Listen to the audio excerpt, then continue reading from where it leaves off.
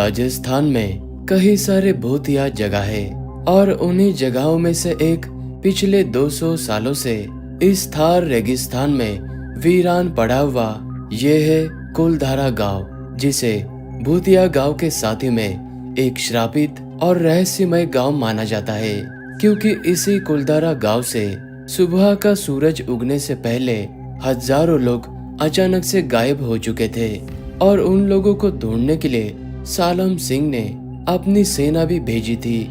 ना वो लोग मिले, ना कोई निशान। आखिरकार वो लोग गए तो गए कहाँ पे। इस साल पूरे भारत के साथ ही में इस रेगिस्तान के बीहड़ इलाके में भी पिछले मुकाबले अच्छी खासी बारिश हुई थी, लेकिन इस कुलधारा गांव के कुएं में मैंने खुद जाकर देखा था, ना वहां पर पानी की एक बूंद थी, ना पानी का कोई निशान।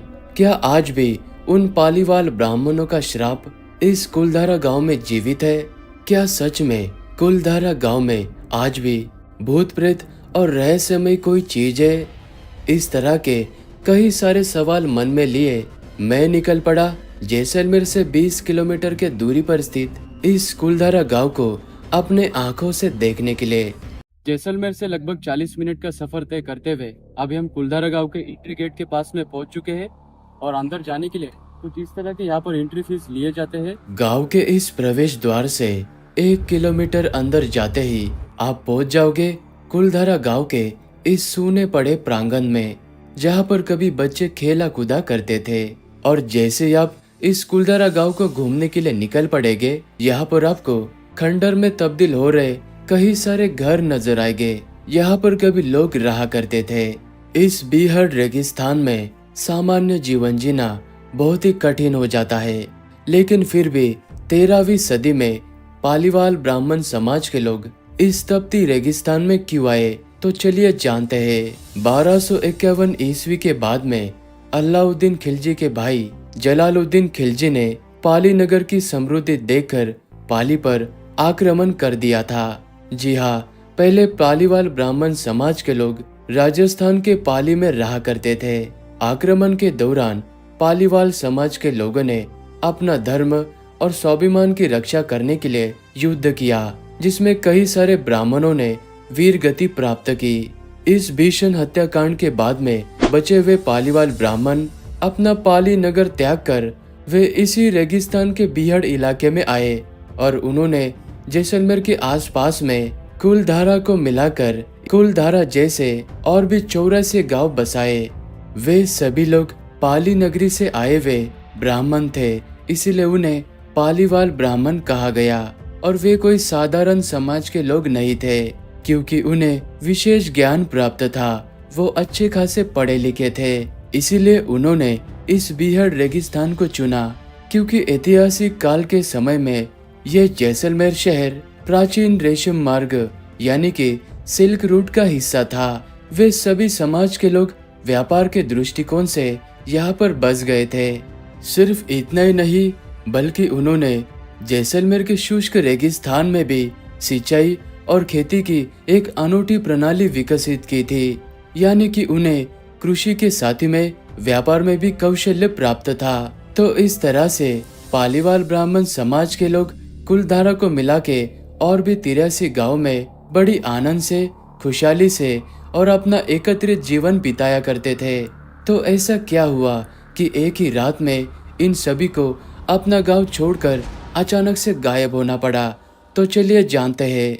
19वीं सदी के शुरुआत में जैसलमेर रियासत के आसपास में कई छोटे बड़े राजा और दीवान रह चुके थे। उन्हीं में से एक जैसलमेर के दीवान सालम सिंह थे, जिसे बहुत ही क्रूर और अत्याचारी बताया गया है। कुलधारा के गाइड ने हमें बताया, सालम सिंह एक राक्षसी प्रवृत्ति का आदमी था। एक दिन सालम सिंह कुलधारा गांव में आया था। उस वक्त कुलधारा गांव के मुखिया की बेटी मंदिर में पूजा करने के लिए जा रही थी।